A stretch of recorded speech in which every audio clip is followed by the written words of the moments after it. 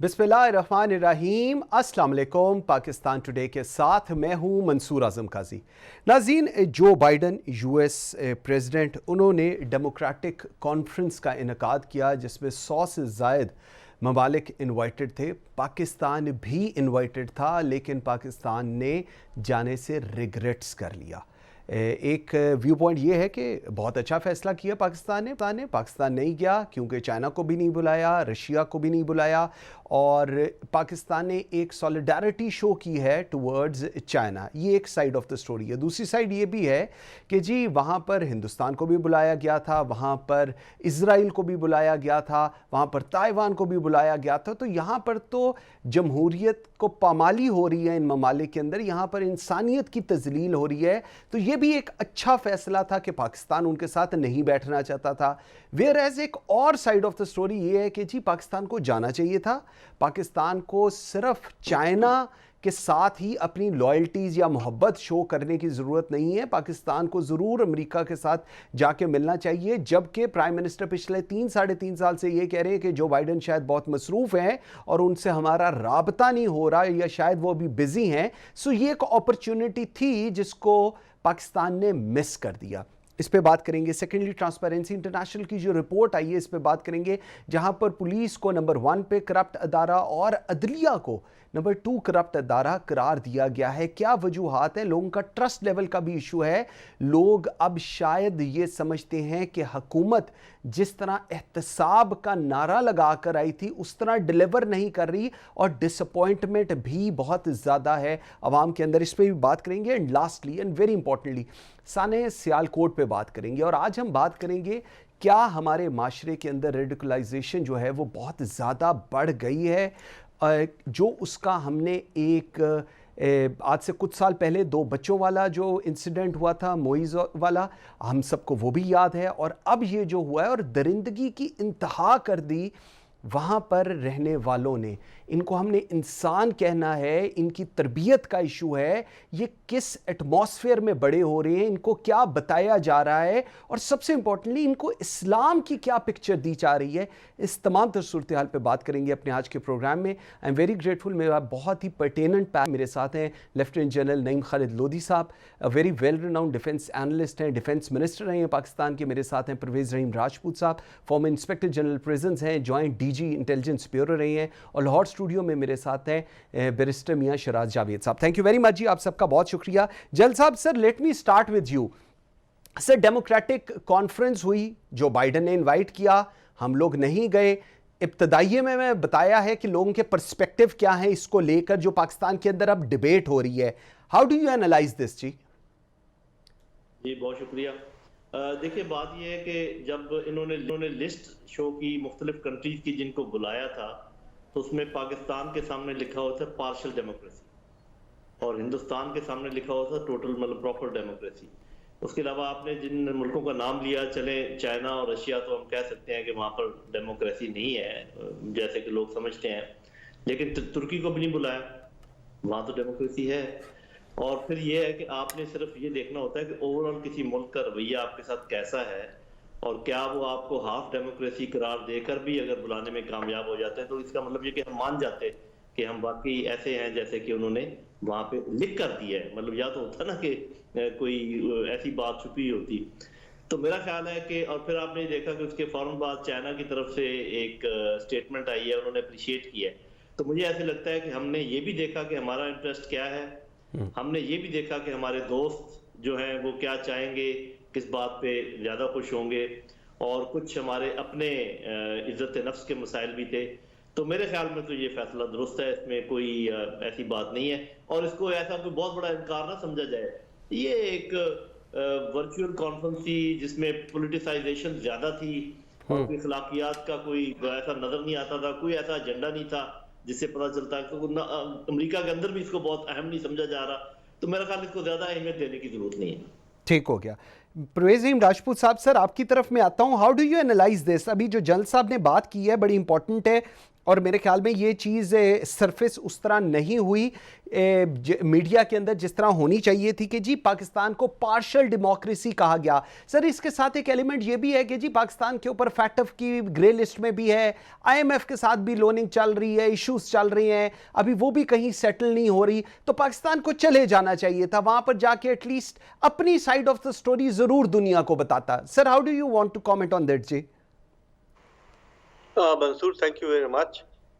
मेरे ख्याल में जल साहब ने काफ़ी अच्छे कमेंट्स किए हैं और आप जो बात कह रहे हैं वो भी बहुत से लोगों का वो व्यू है, लेकिन मैं समझता हूँ ये जो कॉन्फ्रेंस की है अपना जो बाइडेन ने, इसमें उनकी अपनी मेरे ख्याल में ज़रूरत ज़्यादा थी। इस पोजीशन ये है कि अमेरिका अपनी position as the only super power assert करना चाह रहा है। दे नो कि they have a very serious challenge from China, they have a very serious challenge from Russia. दोनों तरफ से उनको बड़ा सीरियस चैलेंज है।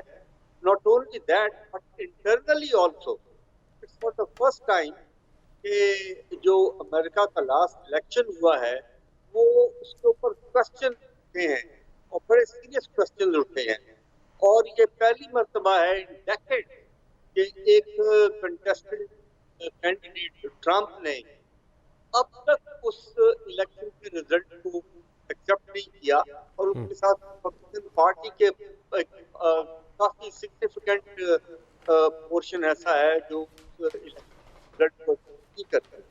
ठीक है। उनको अपने इंटरनल कुछ प्रॉब्लम्स की वजह से और कुछ अपने आप को इंटरनेशनली असर्ट करने की वजह से against China, against Russia, European union कुछ करना था जो बाइडेन को अपनी पोजीशन बनानी थी। उसके लिए उन्होंने ये कॉन्फ्रेंस डेफिनेटली उन्होंने बुलाए हैं, जिसमें कोई शक नहीं। इंडिया भी आया है और बहुत सारे छोटे दुनिया के, और कॉन्फ्रेंस वर्चुअल है और जैसे मोदी साहब ने कहा बिल्कुल ठीक है, उसकी कोई इम्पोर्टेंस नहीं की जा रही। It was I think for the internal consumption and also to assert the American position international. ठीक है, मेरे ख्याल में all said and done Pakistan का डिसीजन बुरा नहीं है। अगर बहुत से लोगों का ये ओपिनियन है, जैसे आपने भी कहा कि पाकिस्तान के बहुत से प्रॉब्लम्स है जिसमें पाकिस्तान को जाना चाहिए था, इंडिया वहां आ रहा था, पाकिस्तान को इंडिया ने जो स्टैंड लेना था उसको वहां रिबट करने के लिए और इसका जरूरी था। के अलावा ये भी है कि कश्मीर में जो है तो पाकिस्तान वहाँ अपनी पोजीशन वादी कर सकता था, दुनिया को बता सकता था। ठीक है, वो भी एक एस्पेक्ट है, डेफिनेटली वो सर्टेनली एक एस्पेक्ट है, लेकिन मेरे ख्याल में all said and done Pakistan की पोजीशन अपना जो उन्होंने ली है वो पूरी नहीं। बिल्कुल ठीक, बिल्कुल ठीक है सर, पॉइंट आ गया आपका। मेरे साहब आपकी तरफ आता हूं, if you want to comment on that जरूर कीजिएगा सर। लेकिन ट्रांसपेरेंसी इंटरनेशनल की जो रिपोर्ट है उसमें कहा गया जी पाकिस्तान में बदउनवान इदारों में पुलिस ज़ेर फहरिस्त है और उसके बाद अदलिया का नाम लिया दिया गया है, फिर टेंडर्स और कॉन्ट्रैक्ट और इस तरह करके आगे नाम लिए गए। क्यों सर पाकिस्तान के अंदर इतना कुछ हो रहा है? रिफॉर्म्स की आप लोग बात करते हैं, जुडिशल रिफॉर्म्स की बात होती है हर जगह, लेकिन उसके बाद भी वो अदारे जिनके ऊपर लोगों का सबसे ज़्यादा ट्रस्ट लेवल होना चाहिए, पुलिस और जुडिशरी, उसी वही कहा जा रहा है कि जी वही करप्ट है। How do you want to comment on that जी? Thank you Mansoor. We need to understand कि हम बेसिक फ्रेम किस फ्रेम के ऊपर, किस प्रेमाइस के ऊपर ये सारी गुफ्तगू कर रहे हैं। पुलिस और जुडिशरी ये दो लॉ इन्फोर्समेंट के बड़े अहम सतून है और मेरा ख्याल है किसी भी माशरे की तरक्की के लिए, उसकी इकनॉमिक डेवलपमेंट के लिए, इवन पीस एंड प्रॉस्पेरिटी के लिए इन दोनों का ट्रस्ट वर्दी होना बहुत ज़रूरी है। We talk about reforms. 2001 के पुलिस ऑर्डर के ऊपर आपने बहुत बात की हुई है, वो आज तक इट्स बिन 20 ईयर्स उसको मनोवन आज तक इम्प्लीमेंट नहीं किया गया। वी वर वेरी होपफुल कि पीटीआई की जो गवर्नमेंट है वो चूँकि रिफॉर्म्स के ऊपर बहुत ज़्यादा ज़ोर लगाते थे, बहुत बात की है इन्होंने, तो we were with the view कि ये आएंगे और ये उन चीज़ों को उसकी ट्रू स्पिरिट के अंदर उसकी इम्प्लीमेंटेशन करेंगे। इट इज़ अनफॉर्चुनेट कि इससे पहले भी लास्ट 20 ईयर्स हम तजर्बात ही करते रहे, कभी एक तरीके से कभी दूसरे एलिमेंट से। As far as the element of judicial system is concern, उसके अंदर अभी तक हमारी सिर्फ गुफ्तगू की हद तक सारे मामलात हुए हैं। अभी तक कोई ऐसी कॉन्क्रीट रिफॉर्म्स की बात सरफेस नहीं हो सकी। प्रॉब्ली पाकिस्तान आज उन हालात से गुजर रहा है जहाँ पे 1990s में या लेट 80s में ब्रिटिश लीगल सिस्टम गुजर रहा था। लॉर्ड वुल्फ ने कुछ रिफॉर्म्स पेश की थी 1996 में, which are consider to be which are very famously known as the wolf reforms. और उसके बाद से ब्रिटिश जो जुडिशल सिस्टम था उसमें एक बड़ी वाइब्रेंट चेंज आई थी, विच वॉज एम्ड एट कि किस तरह से कॉस्ट और टाइम जो उनसा है वो कर्टेल किया जा सकता है। There are number of factors, I would not say कि जजेस अलोन आर रिस्पॉन्सिबल कि जहाँ पे इस वक्त अदलिया है। ये एक इंटरमिंगलिंग सिचुएशन है, लेजिस्लेशन की बड़ी कमी है हमारे पास, हमारा माइंडसेट बड़ा अजीब सा है, हमारी एविडेंस प्रेजेंटेशन बहुत अजीब सी है। There are number of things, हमें ADR के, हमें access to justice, speedy access to justice and cost efficient access to justice लोगों को प्रोवाइड करनी चाहिए है। और वो जो कमर्शियल टाइप के केसेस हैं वो पूरी दुनिया अल्टरनेट डिस्प्यूट रेजोल्यूशन की तरफ जा रही है, उनको वहाँ पे दिया जा सकता है। हमारे स्टैंडर्डाइजेशन की कमी है, like there is a long list and it's not just के we can not do that, we just have to find out के like is it too flawed to fix. Pakistan क्या उस स्टेज पे पहुंच गया है, चाहे हम जुडिशल सिस्टम की बात कर लें, अपने माशरे की बात कर लें, हम पुलिस रिफॉर्म्स की बात कर लें, तो क्या ये अभी उस स्टेज पे है जहाँ पे हम इसको, इन सारे फ्लॉज को फिर से दोबारा फिक्स कर सकते हैं? वही पाकिस्तानी जो पूरी दुनिया में अपनी एक्यूमेन को यूज़ कर रहे हैं, क्या वही एक्यूमेन हम अपने कंट्री के लिए कैसे यूज़ कर सकेंगे? हमें पॉलिटिकल विल चाहिए, हमें माशरे की एक पूरी माशरती विल चाहिए। तो there are number of elements. अब सर मुझे 2-3 चीज़ें बताएं। सर एक चीज़ ये कही जा रही है कि जी 51.9% लोगों का ख्याल है कि कमज़ोर एहतसाब बदउनवानी की वजह है। 29.3% लोगों की राय के मुताबिक करप्शन की असल वजह ताकतवर लोगों की लालच है। 18.8% लोगों का ख्याल है कि कम तनख्वाह बदउनवानी की वजह है। और सर 85.6% लोगों का ख्याल है कि वफाकी हुकूमत की खुद एहतसाबी को गैर तसल्ली बख्श करार दिया गया है। सर 3.5 साल के बाद व्हाट्स योर एनालिसिस? ये ट्रांसपेरेंसी का तो एनालिसिस आ गया है सामने जी। ट्रांसपेरेंसी ने तो खैर हमें कोई हमारी इंफॉर्मेशन में इजाफा नहीं किया है। ये लोगों की राय है, ये मेरे ख्याल अहम है। जो मेरे पास जो मेरी अपना एनालिसिस है वो मैं आपके सामने रख देता हूँ। देखिए पहली बात तो ये है कि ये तो अंडे और मुर्गी वाला सवाल है कि पहले हालात ऐसे हों कि हम रिफॉर्म करें या रिफॉर्म हो तो हालात अच्छे होंगे। मेरा अपना ख्याल ये कि रिफॉर्म हो तो हालात अच्छे होंगे। तो ये तो शायद नहीं बनता कि क्या हम स्टेज पे पहुंचे हैं कि हम रिफॉर्म कर सकें। ये मेरे ख्याल वो पॉलिटिकल साइड से बात कर रहे थे, उसको भी अभी मैं क्लियर करता हूँ। देखें, अगर आप पॉलिटिकल इंटरफेरेंस बंद कर दें, यही पुलिस, यही ब्यूरोक्रेसी, ये जुडिशरी ऐसे परफॉर्म करेगी जैसे कि कोई और आपका अच्छा अदारा परफॉर्म कर रहा है, क्योंकि हम एक ही स्टॉक है ना, आसमान से तो कोई नहीं उतरा। आपकी इंडक्शन, आपकी प्रमोशन, आपकी जो ट्रांसफर, ये 3 चीजें आप करें। और दूसरा, ये घोड़े और गधों को बराबर रखने के बजाय सिलेक्शन और सीनियरिटी मिला के सिस्टम बनाएं। ये नहीं है कि आप ग्रेड 17 में दाखिल हो गए तो एक पाइप के अंदर आप ग्रेड 22 बन के निकलेंगे, चाहे आपकी कारकर्दगी कोई भी हो। True. कोई पूछगछ होनी चाहिए। कि मैं आपको एक मिसाल देता हूँ छोटी सी, उससे आप अंदाजा लगा लें। एक मुकदमा जिसको मैं जानता हूँ, 2 साल से थोड़ी सी जमीन का विरासत का मसला है, 2 साल में सिर्फ 5 हेयरिंग्स हुई हैं, बाकी सब तारीखें डली हैं। अभी आप मुझे बताएं, कभी जज का छुट्टी पर चले जाना, उसके बच्चों की शादी, जो कभी हड़ताल वकीलों की, कभी वकील की तबीयत ठीक नहीं है। क्या इतने इम्पोर्टेंट, जिस माशरे में इंसाफ ना हो वो समझे कि वो माशरा कहलाने के काबिल ही नहीं है। दूसरा ये कि सिर्फ ब्लेम करना, सही कह रहे हैं बिल्कुल बैरिस्टर साहब, और IG साहब भी इस बात को आगे बढ़ा सकते हैं।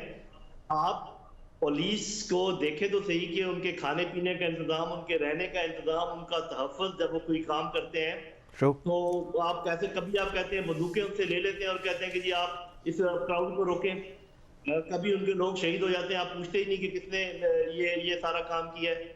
मेरे भाई, जब तक आप ये एक्सपीडियंसी, पॉलिटिकल एक्सपीडियंसी ये खत्म नहीं करेंगे तो mother of all system, the political system is flawed. बाकी ये सब चीजें नीचे खुद ब खुद ही फ्लॉड है, इसमें तो कुछ शक शुबे की गुंजाइश ही नहीं। बिल्कुल ठीक।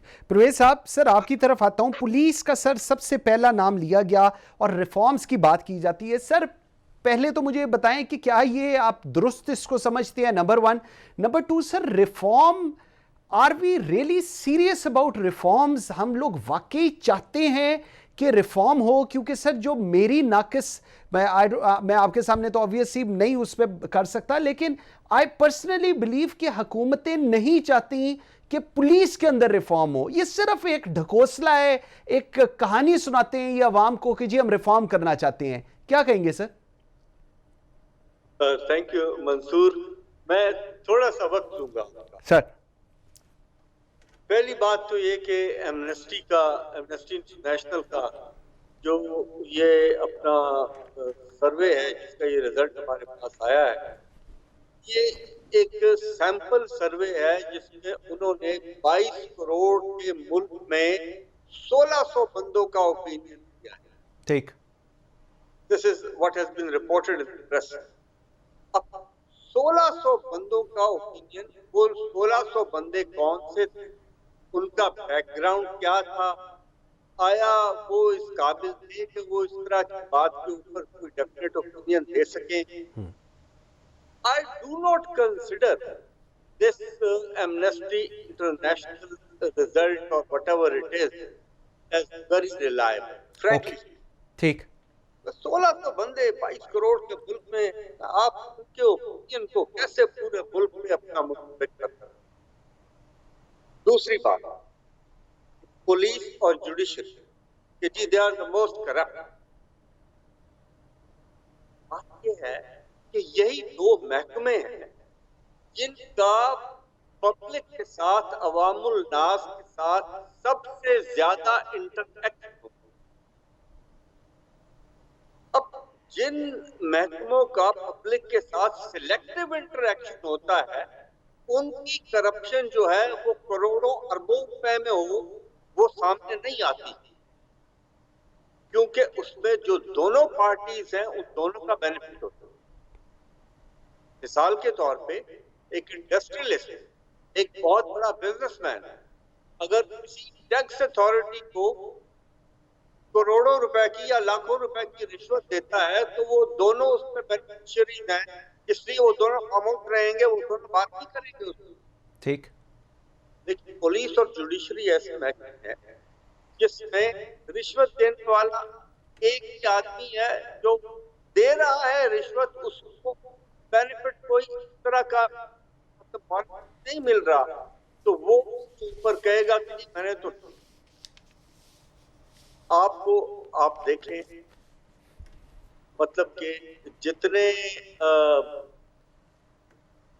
क्या कहते हैं कि लोगों के पास प्रॉपर्टीज हैं, करोड़ों की, अरबों की, मुल्क में प्रॉपर्टीज हैं, अब्रॉड प्रॉपर्टीज हैं, उसमें पुलिस वाले कितने हैं, जुडिशरी वाले कितने हैं और दूसरे लोग कितने हैं? बिल्कुल ठीक।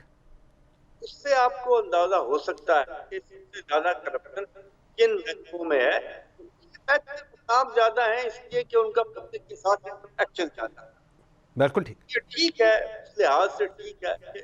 गरीब आदमी अगर वो अपने केस के लिए थाने जाता है, थाने में 200 रुपया देना पड़ता है, वो कहेगा कि हाँ कि अपना रुपया महीने ले लिया थाने में havildar.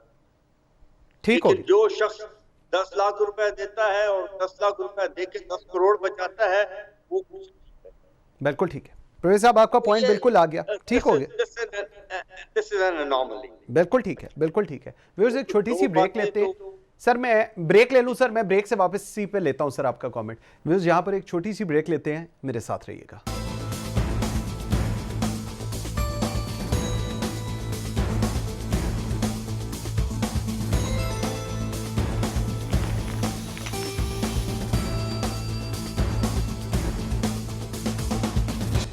Welcome back after the break. जी मियाँ शिराज जावेद साहब, सर आपकी तरफ में आता हूँ ज़रा। ये सियालकोट में सर एक इंसिडेंट हुआ, सानिया हुआ, और मैं लोगों को लिए जस्ट अ रिफ्रेशर के नाज़रीन 3 दिसंबर को स्पोर्ट गारमेंट की फैक्ट्री के गैर मुस्लिम Sri Lankan manager Priyantha Kumara factory workers ने मजहबी पोस्टर उतारने के इल्ज़ाम में इस पर हमला किया और उसके बाद उसको वहाँ पर मारा। फिर वो बेचारा भागकर ऊपर गया, ये लोग ऊपर गए, उसको वहाँ पर इतना मारा कि वो मर गया। उसके बाद उसको सड़क पर लेकर आए, सड़क पे लाके उसको डंडों से और मारते रहे, एक डेड इंसान को मारते रहे। उसके बाद इसको जला दिया और उसके बाद बदकिस्मती ये थी कि वहाँ पर जितने लोग खड़े थे उनमें एक उनका वो जो को मैनेजर था, जिसको भी प्राइम मिनिस्टर ने अवार्ड भी दिया है, उसने उसको बचाने की कोशिश की। बाकी सारे जानवरों की तरह, दरिंदों की तरह उस पर पड़े हुए थे, सेल्फियाँ खींच रहे थे। एक व्यू पॉइंट ये अब इस वक्त बनता आ रहा है, ब्रिश साहब आपकी तरफ में आऊँगा, कि पाकिस्तान के अंदर रेडिकलाइजेशन बहुत ज़्यादा बढ़ गई है और अब ये नो रिटर्न पे पहुंच गई है। क्या कहेंगे इसके ऊपर आप? जी Mansoor, it was such an unfortunate event. पूरी दुनिया में हमारी जाग घसाई हुई है। नॉर्मली इस तरह के बहुत से मामला जब से ये 295 सेक्शन की अमेंडमेंट हुई है, there is plethora of cases which has been added to this scenario.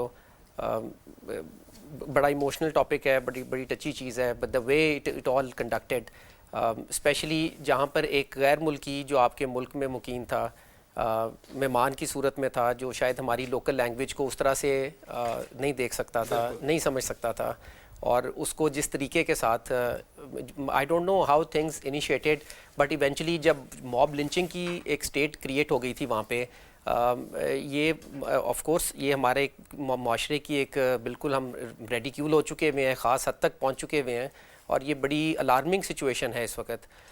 ये इस किस्म ये वो मामलात हैं जिसके अंदर आपको अगर आप किसी पे इल्ज़ाम लगा देते हैं तो लोग बग़ैर उस चीज़ को कंफर्म किए, जो कि अगर वी टॉक अबाउट असफ़ा हसना नबी पाक सल्लल्लाहु अलैहि वसल्लम के नाम के ऊपर when we do all these things, तो like where are we going? हमारा मुआशरा, हम अपनी औलादों को किस तनाजुर में, किस साइड पे लेकर आ रहे हैं? I think this is not that much, कोई लीगल डिबेट इसमें नहीं है, ये हमारा एक सोशल इशू है। ये हमारा मुआशरा इतना इस लेवल पे जाता जा रहा है जहाँ पर हम ना तो असवा रसूल पे अमल करते हैं, ना हमारे एक्ट्स एंड डीड्स उस किस्म के हैं। ट्रांसपेरेंसी की रिपोर्ट आपके सामने है। इट्स नॉट जस्ट के वो 2 महकमों की ये सूरत हाल है, and it's not even just transparency international we live around, we know हमारी माशरती पस्ती किस तरीके से कहाँ पे जाती जा रही है।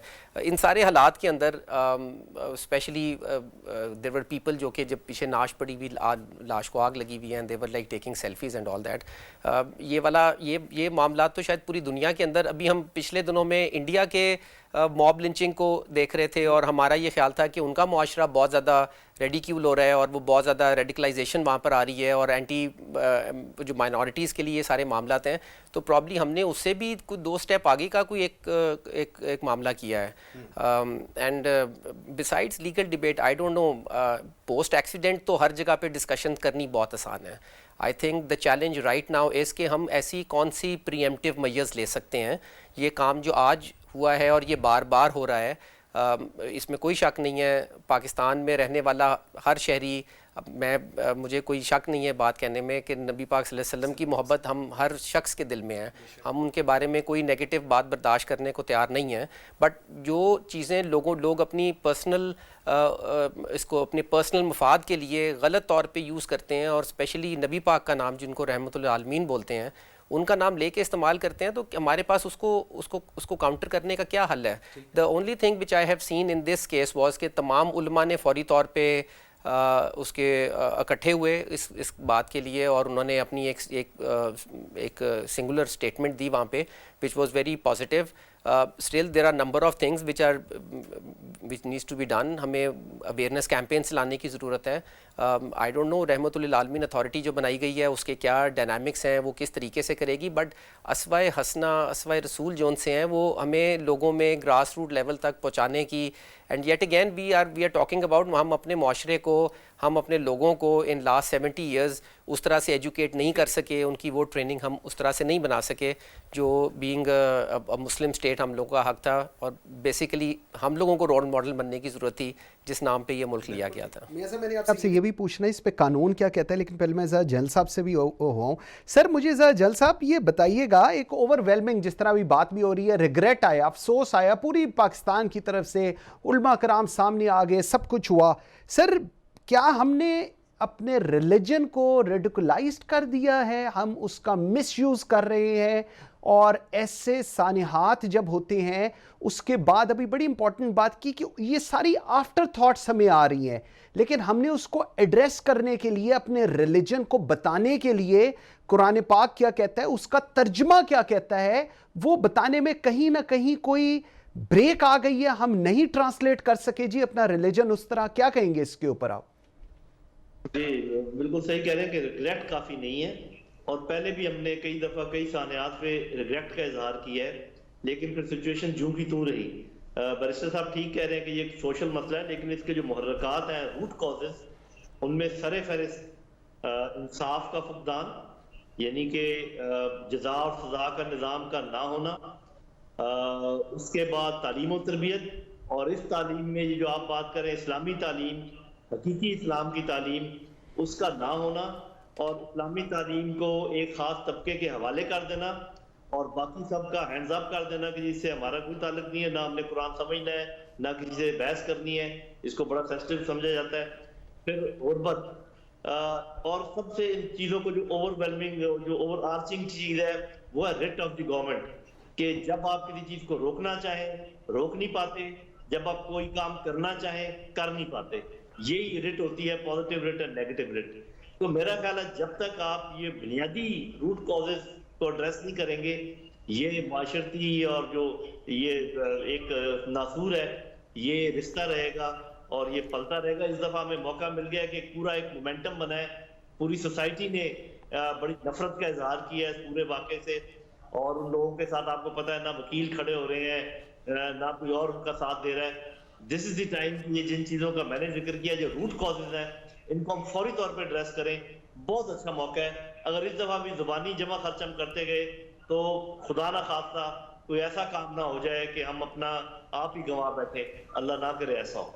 बिल्कुल ठीक है परवेज साहब। सर एक तो मैं आपसे वो पिछला कमेंट ज़रूर लेना चाहूँगा रिफॉर्म्स के ऊपर, और सर सेकेंडली मुझे बताएं कि हमने देखा कि पहले इससे पिछले जितने भी वाक़यात हुए, रिलीजन को, मज़हब को सामने लाया गया और उसके बाद सियासत की गई उस सब के अंदर। अभी ये जो पिछला वाक़या हुआ है TLP वाला एंड ऑल दैट, हमारे पुलिस के जवान शहीद हो गए और उसके बाद सुलह भी हो गई, ATA से भी निकाल दिए गए, उनके साथ अब बातचीत भी हो रही, और जो पॉलिटिकल स्टेटमेंट्स आई, और डिफेंस मिनिस्टर आप तो ये भी कहते हैं जी जवानी के अंदर खून हो भी जाते हैं। मतलब ये माइंडसेट ठीक है हमारा? ऐसे ही होते हैं लोग, ऐसे मुल्क चलते हैं, ऐसी जमहूरियतें चलती हैं? क्या कहेंगे इसके ऊपर? मंसूर, पहले तो मैं पुलिस रिफॉर्म्स की बात करूँ। इनफैक्ट पुलिस रिफॉर्म्स मैं समझता हूँ they have become a joke. हमने देखा है कि पिछले को 50-60 साल में 36 के करीब पुलिस रिफॉर्म कमिश्नर की हैं और उनकी रिपोर्ट्स आई हैं के ऊपर कोई पेश नहीं हुई। कोई थोड़ी बहुत प्रोग्रेस पुलिस रिफॉर्म को हुई है वो नॉन पॉलिटिकल गवर्नमेंट्स में हुई। जो पुलिस ऑर्डर भी आया था नॉन पॉलिटिकल गवर्नमेंट की तरफ से आया, लेकिन उसकी इम्प्लीमेंटेशन का जब वक्त आया तो पॉलिटिकल गवर्नमेंट आ गई और उसी की वजह से उसकी इम्प्लीमेंटेशन नहीं हो सकी। मसला ये है कि हमारी पॉलिटिकल हायरार्की है वो अपना पुलिस रिफॉर्म को या एडमिनिस्ट्रेशन को नहीं चाहती, तो पॉलिटिकल उनमें विल नहीं है, रिफॉर्म के लिए विल चाहिए।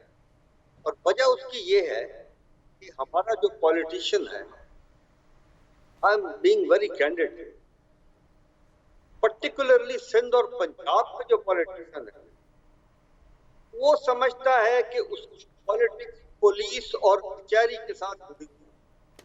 ट्रू।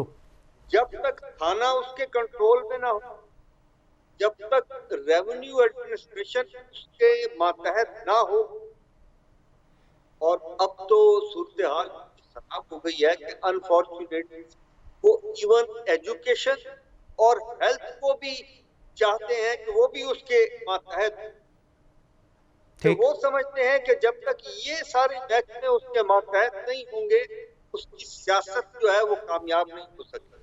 ठीक वो ये समझते हैं कि जी वो इलेक्शन उस वक्त तक नहीं जीत सकते जब तक के एसएचओ उनका ना हो, जब तक के पटवारी उनका ना हो, जब तक के वो मास्टरों की अपना पोस्टिंग ट्रांसफर प्रमोशन ना कर सके, जब तक के वो डॉक्टरों की ट्रांसफर प्रमोशन ना कर सके। ठीक तो जब ये सूरत हाल हो जाए, ये हद तक इंटरफेरेंस हो जाए, तो कहाँ की रिफॉर्म कब हो, कैसे हो? दुनिया के किसी मुल्क में ऐसा नहीं होता। ठीक आप दुनिया के जितने वो मुल्क जिनमें पुलिस इंडिपेंडेंट है, एडमिनिस्ट्रेशन इंडिपेंडेंस है और जो गवर्नेंस है वो उसी पर डिपेंड करती है।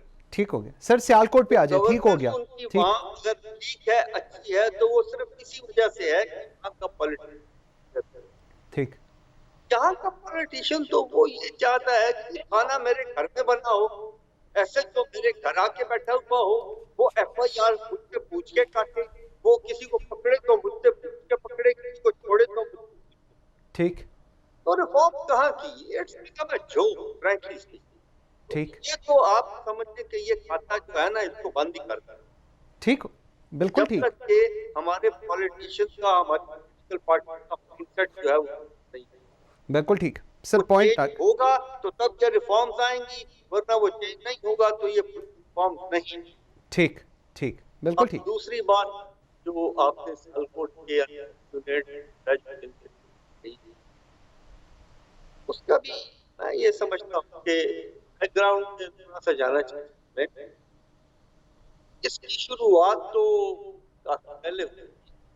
हाँ पहला वाकया इस किस्म का हुआ वो पाकिस्तान होने से पहले हुआ था, जिसमें ठीक हमने देखा कि एक गाजी बैरिस्टर साहब मुझे बताइएगा, अब इस सियालकोट वाले जो इंसिडेंट हुए हैं और ऐसे जितने इंसिडेंट हो रहे हैं, सर कानून क्या कहता है इसके ऊपर? एक तो बड़ी अच्छी चीज़ है, हमने सुना है कि वहाँ के जो लॉयर्स हैं उन्होंने कहा जी हम इनके केस नहीं प्लीड करेंगे। नंबर 2 हमने देखा कि उन्होंने कहा कि जी अब जेल के अंदर ही इनकी हेयरिंग होगी। क्या कानून क्या कहता है, क्या होता है इनके साथ, क्या होना चाहिए इनके साथ? और पहले हमें अगर थोड़ा सा ट्रैक रिकॉर्ड भी बता दें, पहले जिन लोगों के ने ये ऐसा हुआ उनके साथ क्या हुआ जी? देखें आईजी साहब ने बड़ा राइटफुल एंगल उठाना शुरू किया था अभी। ये जो कानून जो हमें मिला है ये प्री पार्टीशन कानून है। Before partition Indian penal code में 295 ऑलरेडी सेक्शन था जिसके अंदर अक्रॉस द बोर्ड किसी भी किस्म के कोई रिलीजियस मामलात में किसी इंडिविजुअल को अगर आप इंडिविजुअल को उसकी रिलीजियोसिटी के ऊपर उसको तंग करते हैं तो उसके लिए, और अगर वो साबित होती है तो 2 इयर्स की उस पर सज़ा थी। और फिर उसके बाद 295A जोन सा है वो अगर आप किसी एक पूरे रिलीजियस सेक्ट के ऊपर या पूरी एक क्लास के ऊपर कोई डेरोगेटरी रिमार्क्स देते हैं या इस किस्म के डेलिब्रेटरी एक्ट्स करते हैं जिससे कि उनकी तज़ीक होती है या इस तरह के मामलात होते हैं तो उसके लिए 10 इयर्स तक की इम्प्रिजनमेंट थी। ज़ियाउल हक साहब की रजीम में इसके अंदर इसमें अमेंडमेंट की गई और इसमें आई बिलीव शायद राइटफुली 295B और 295C जो है वो ऐड ऑन किया गया। तो 295B जो है वो कुरान पाक को जो डिफाइल कर लेना, उसके औराक को उसकी बेहरमती करना, और 295C जो है वो तौहीन रसालत नबी पाक सल्लल्लाहु अलैहि वसल्लम से रिलेटेड वो चीज़ें ऐड की गई। अब यहाँ तक तो एक एलिमेंट किसी और एंगल से है। Before this amendment which came in somewhere in 1980s, इससे पहले since Inception of Pakistan until 1984 और 83 टोटल 14 केसेस रिपोर्ट हुए थे। ठीक है। और if I am not wrong, और उसके बाद से लेकर जब से ये कानून आया है तो वो हंड्रेड्स के हिसाब से ये इसमें ये केसेस आए। कुछ ऐसे केसेस भी हैं जिसके अंदर हमारी निचली कोर्ट्स ने कॉन्विक्ट किया है, बट वो इवेंचुअली सुपीरियर कोर्ट्स में जाते जाते तक एविडेंसेस और बाकी चीज़ों में उन लोगों को रिलीज़ करना पड़ा बेस्ड ऑन दी एविडेंसेस। एक डायलेमा ये है कि ये इतना हमारे लिए एक सेंसिटिव टॉपिक है कि जैसे ही आप इसमें स्टेप इन करते हैं तो लॉयर्स थ्रेट फील करते हैं, जजेस थ्रेट फील करते हैं। अभी तक हमारी जो लोअर जुडिशरी है उसका उनका हिसाब किताब ये रहा है कि उन्होंने इस सेंसिटिव एरिया को उस तरीके से हैंडल टैकल नहीं किया।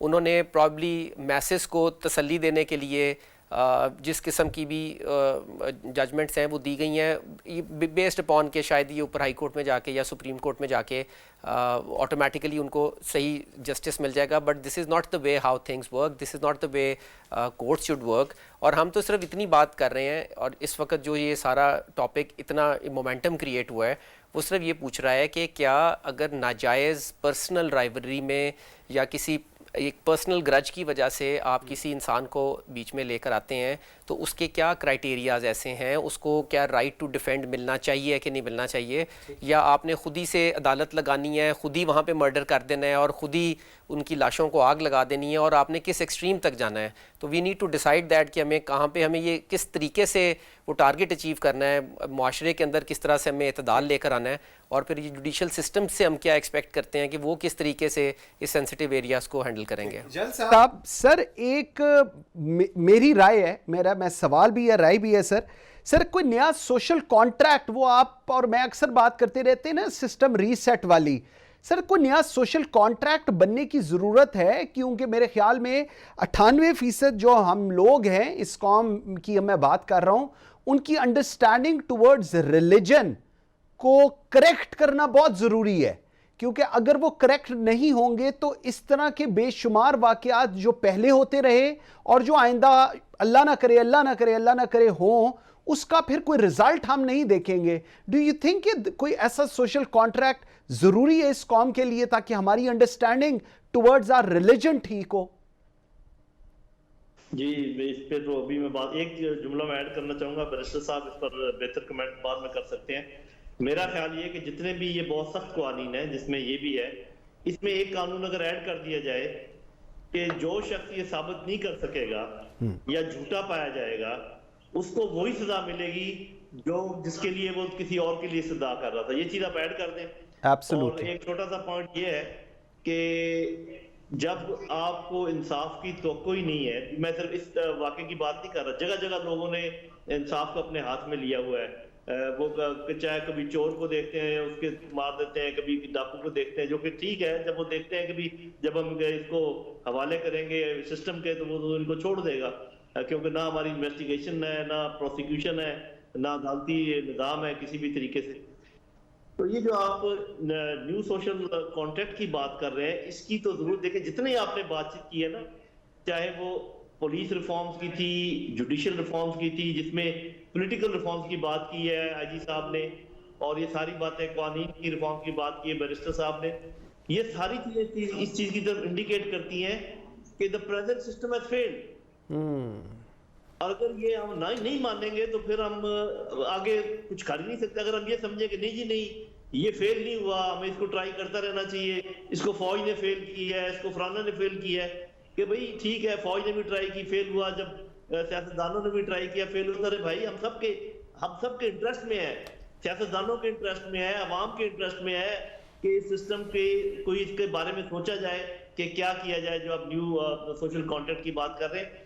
और ये रिलीजियस स्टांस है जिसमें सेक्टेरियन आगे बढ़ गया है और रिलीजन पीछे रह गया है। मतलब ये कि अगर मुझे कोई कहे कि आप क्या है तो मैं कहूंगा मैं मुसलमान हूँ, बेशक। उसके बाद कोई कहे आप कौन से मुसलमान है तो मैं कहूंगा जी मैं मोहम्मदी मुसलमान हूँ बस, और तो मुझे नहीं पता कि। तो लोगों ने जो आगे सेक्टेरियनिज्म को बहुत बढ़ाया, इसको रोकना चाहिए। टीवी पर चैनल खुले हुए जो अपने अपने सेक्ट की तरवीज कर रहे हैं, बिल्कुल ऐसे ही, इसको रोकना चाहिए, बिल्कुल ठीक।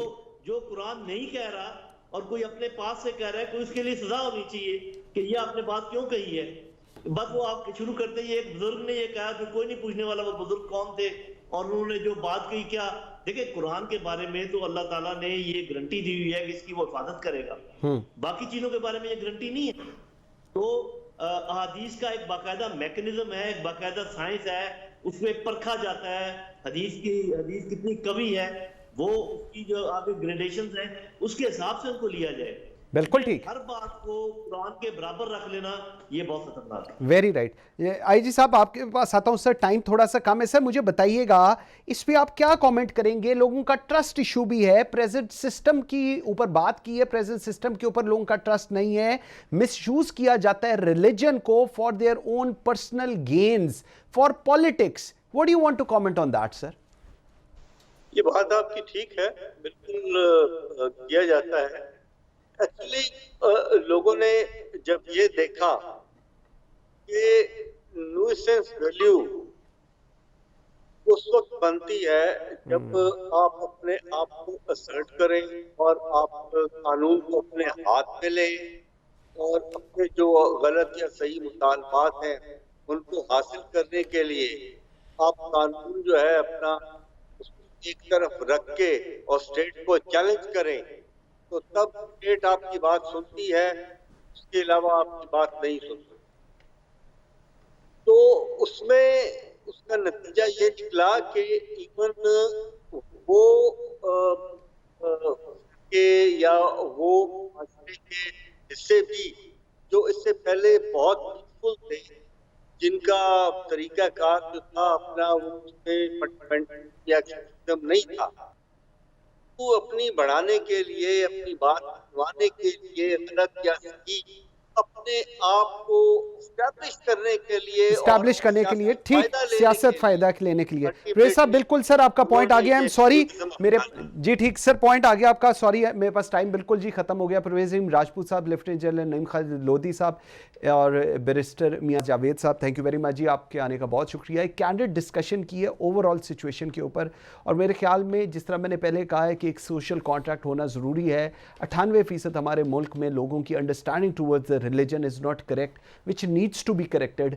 तर्जमा पढ़ाएं, लोगों को बताएं कि रिलीजन क्या कहता है, इस्लाम क्या कहता है, कुरान पाक क्या कहते हैं, हुज़ूर सल्लल्लाहु अलैहि वसल्लम क्या कहते हैं, उनकी क्या तालीमात थी। जब तक ये अंडरस्टैंडिंग पूरी इस 22 करोड़ अवाम में नहीं होगी, इस तरह के वाक़यात नहीं रुकेंगे। Thank you very much for watching Pakistan today.